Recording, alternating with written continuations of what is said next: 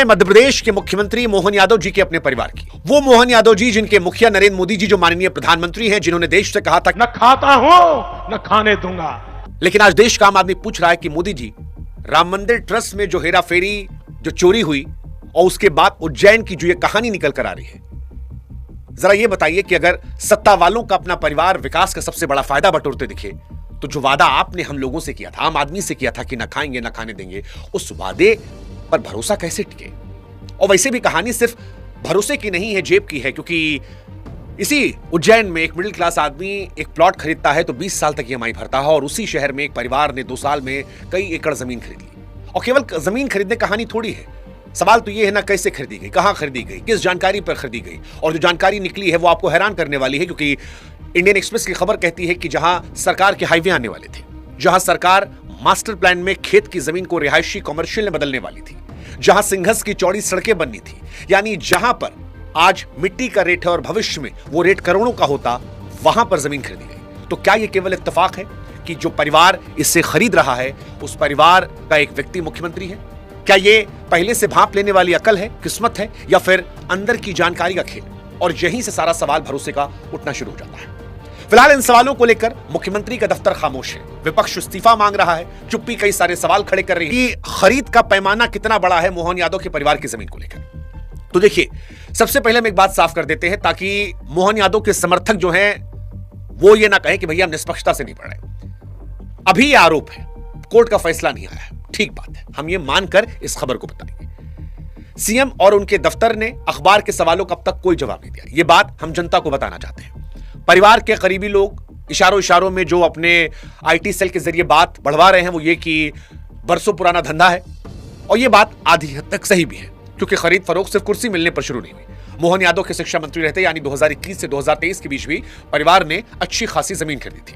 मुख्यमंत्री बनने से पहले परिवार के पास एक रिपोर्ट के मुताबिक 179 एकड़ जमीन थी। इसलिए सिर्फ सीएम बनते ही उनकी जमीन जो है वो धड़ाधड़ बढ़ने लगी, ये एक तरफा कहानी हो जाएगी। लेकिन पूरी कहानी इसके आगे की है।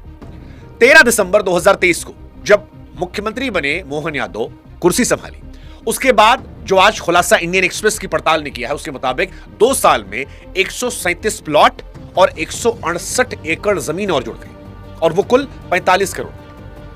इस तरह परिवार से जुड़े नामों की कुल होल्डिंग जो है वो बढ़कर 335 एकड़ तक पहुंच गई। सबसे चौंकाने वाली बात यह कि अकेले 2025 में जब उज्जैन में कुंभ से जुड़े स्थायी ढांचों के प्रस्तावों का स्थानीय विरोध चल रहा था, उस दौरान भी मुख्यमंत्री के परिवार ने 92 एकड़ और जमीन खरीदी। अब अगर धंधा पुराना भी मान ले हम लोग, जैसा कि मुख्यमंत्री के आसपास के लोग सोशल मीडिया पर अपने पेड कैंपेन से बता रहे हैं, तो भी रफ्तार और जगह दोनों को जोड़कर अपने आप में कई सवाल है। ये सवाल है कि भैया इतना तेज क्रोनोलॉजी है? चलिए, क्रोनोलॉजी हम समझते हैं परिवार वालों को लेकर। खरीदा कौन कौन है जिसको लेकर यह आरोप लग रहा है? तो किसी एक व्यक्ति की खरीद नहीं है, बल्कि पूरे परिवार के नाम पर फैली खरीद नजर आती है। इंडियन एक्सप्रेस ने जो रिपोर्ट छापी है उसमें जिन नामों का जिक्र है उसमें मुख्यमंत्री की पत्नी सीमा यादव जी, बेटे वैभव यादव की पत्नी शालिनी यादव, भाई नंदलाल यादव, नारायण यादव की पत्नी रेखा यादव, भतीजा अभय यादव और चचेरे भाई गोविंद तथा नीलेश यादव शामिल है। जमीन इनके नाम पर है और परिवार से जुड़ी 4 रियल एस्टेट कंपनियों के जरिए भी खरीदी गई, जिसमें श्री सिद्धिविनायक देवकॉन्स प्रमुख बताए जा रहे हैं। अब यहां पर बचाव पक्ष की तरफ से एक दलील आती है कि यह कंपनी मुख्यमंत्री बनने से पहले से चल रही थी, यानी ये कोई रातों रात खड़ी की गई चीज नहीं है। ये भी सच है कि कानून हितों के टकराव का नियम जितनी सख्ती से नजदीकी परिवार यानी पत्नी और बेटे पर लगता है, उतना दूर के रिश्तेदारों पर नहीं। इसलिए सबको एक तराजू में तोलना ठीक नहीं।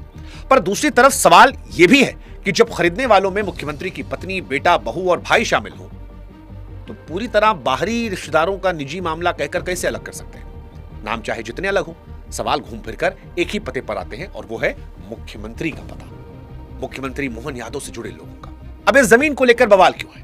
इस बवाल को समझने के लिए आपको मुख्यमंत्री के परिवार के साथ साथ इन सरकारी सड़कों से रिश्ते को समझना पड़ेगा।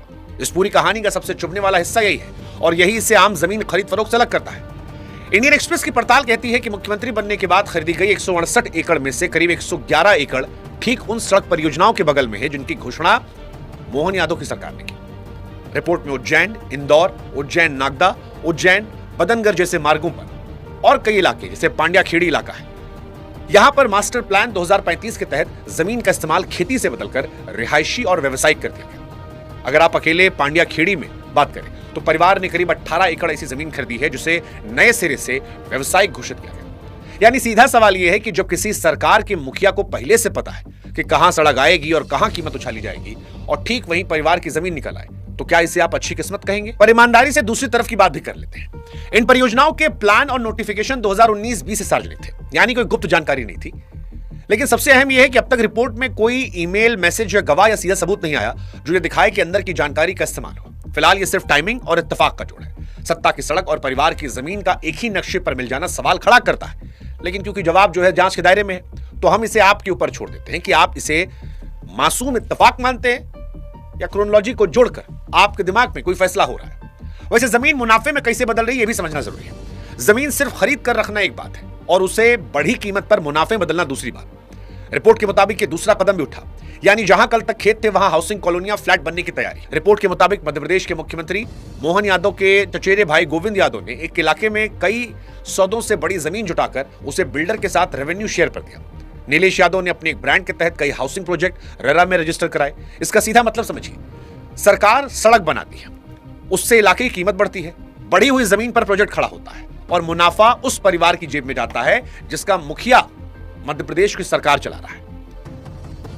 अब अगर पूरा सिलसिला यही है तो फिर जो सवाल विपक्ष उठा रहा है वो नाजायज नहीं है, यह हितों के टकराव का है। एक ही परिवार दोनों तरफ खड़ा, फैसला लेने वाली कुर्सी पर भी और फायदा उठाने वाली कतार में भी। और यही सवाल है कि क्या खाया गया है, फायदा उठाया गया है कुर्सी का? हालांकि यहां पर यह भी याद रखना होगा कि जमीन को विकसित करना अपने आप में गैर कानूनी, बहुत सारे डेवलपर करते हैं। लेकिन आम आदमी को जो बात परेशान कर रही है वो ये कि भैया साधारण किसान जो होता है उसकी जमीन को सरकार सस्ते में ले लेती है और वो सालों साल मुआवजा मुकदमे में उलझा रहता है। लेकिन जो बड़मनई होता है, ताकतवर आदमी होता है, वो उसी विकास से मोटा पैसा कमाता है। सरकार कह रही है सड़क बना रहे, परिवार जो है उसको सीधा फायदा दिख रहा। अब यही सवाल है कि इसे संयोग कहेंगे या सिस्टम का मिली भगत?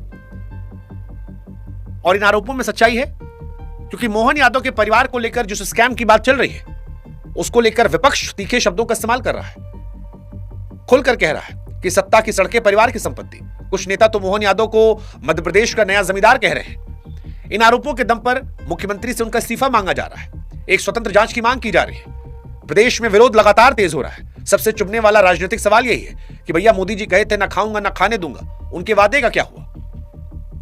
हालांकि यहां पर संतुलन के लिए दो बात समझना जरूरी है कि एक, अभी भी यह साबित नहीं हुआ है, लेकिन प्रथम दृष्टया दिख तो रहा है। तो क्या जांच के आधार पर इस्तीफा होना चाहिए, नैतिकता के आधार पर? हालांकि हर शब्द को आंख मूंद कर सच मान लेना सही है, यह भी ठीक बात नहीं है। लेकिन इन आरोपों कि जब तक अदालत या किसी एजेंसी में साबित होने की बात आती है, सवाल यह है कि तब तक उस निष्पक्षता की जांच को लेकर क्या मुख्यमंत्री को अपने पद पर रहने का अधिकार है? क्योंकि मुख्यमंत्री रहते हुए क्या जांच प्रभावित कर सकते हैं? और अगर उनके परिवार पर आरोप है, ये है और उनका कनेक्शन आ रहा है सारी क्रोनोलॉजी को लेकर, तो फिर विपक्ष का इस्तीफा मांगना क्या नाजायज है? किसी भी मामले को सिर्फ आरोप लगाने वालों की जबानी सुनना भी अलग गलत है, इसलिए बचाव पक्ष की बात भी कर लेते हैं। परिवार और सरकार के करीबी लोग ये कह रहे हैं कि रियल एस्टेट कारोबार बरसों पुराना है, मुख्यमंत्री बनने से बहुत पहले चला रहे थे, इसलिए हर खरीद को कुर्सी से जोड़ना गलत है। ये तर्क है कि वो निजी नागरिक हैं, सिर्फ इसलिए कि मुख्यमंत्री उनके परिवार के हैं इसलिए कारोबार बंद कर दिए, ठीक नहीं है। चचेरे दूर के रिश्तेदारों के सौदों को सीधे सीएम दफ्तर से जोड़ने को भी वो गलत कह रहे हैं। बचाव की मजबूत बात वो ये कह रहे हैं कि ये सब चोरी छिपे नहीं किया है। जमीन सरकारी रिकॉर्ड में खुली रजिस्ट्री के जरिए खरीदी गई। जिन परियोजनाओं की दुहाई दी जा रही है उनके प्लान भी सार्वजनिक थे, यानी ना कोई दस्तावेज छिपा था, ना खरीद अंधेरे में हुई थी। परिवार ये कह रहा है कि सारे तर्क बेबुनियाद है, पर इनके सामने कुछ सवाल भी खड़े कि अगर कारोबार पहले से चल रहा था तो कुर्सी मिलते रफ्तार कैसे हो गया, और वो भी ठीक सरकारी परियोजनाओं वाले इलाके में। और जब जवाब इतना आसान था तो सीएम दफ्तर ने अखबार के सवालों का जवाब देकर मामला रफा दफा क्यों नहीं किया? चुप्पी अपराध नहीं होती, पर सवालों के बीच की चुप्पी अक्सर और सवाल खड़ा करती है। इसलिए जनता से हम ये कहेंगे कि हम और आप भी थोड़ा एक कदम पीछे हटते हैं और कुछ सवाल रखते हैं और ये समझने की कोशिश करते हैं कि सत्ता में रहते हुए किसी परिवार का ठीक उन्हीं इलाकों में जमीन खरीदना जहां उसकी सरकार हो, क्या ये अच्छा है दिखने में? मोहन यादव जी मुख्यमंत्री रहते अगर उनके परिवार का विकास इतना तेज बढ़ रहा है तो क्या पारदर्शिता की मांग पूरी तरह वाजिब नहीं है? हालांकि हम ये भी स्पष्ट करेंगे कि अब तक कोई अवैधता साबित नहीं हुई है। कुछ लोग इसे बीजेपी के अंदर की लड़ाई भी कह रहे हैं, क्योंकि मध्य प्रदेश में बीजेपी के कई गुट हैं।